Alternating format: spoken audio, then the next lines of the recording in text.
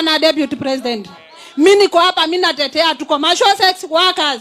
Hiyo ndio kazi yenye tunafanya. Na ni ngumu. Ni ngumu sana. Ni ngumu sana. Tunadhulumiwa mpaka hata tunaambiwa hatuna maana, mpaka tunapewa majina mingi. Tunateseka. Tunateseka, hatuna la kufanya. Haki na masingle mothers tuko hapa, tunategemea hii barabara. Hakuna kazi, tunasomesha watoto na hiyo. Jameni, sasa tafanya nini?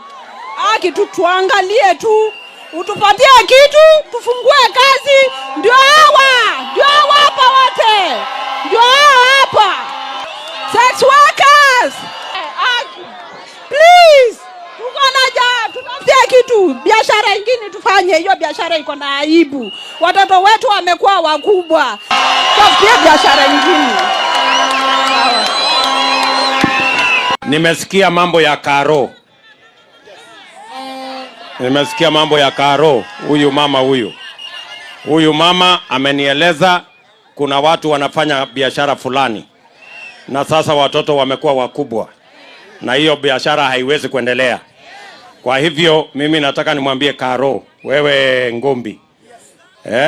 Unajua inachukua mtu jasiri na shujaa kusimama mbele ya naibu wa rais na kusema mimi nafanya biashara ya aina fulani.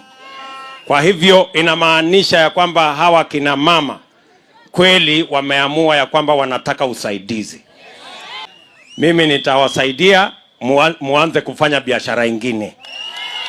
So mimi nataka huyu Ngumbi upange sako ya hawa kina mama. Huyu Karo atakusaidia, anasema yeye ndio Secretary General ya hiyo group.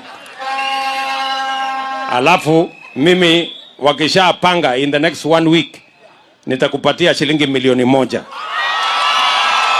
Ukuje ili hawa watoke kwa hiyo biashara ya usiku ambayo wanasema inawapatia aibu, waweze kufanya hiyo biashara ingine.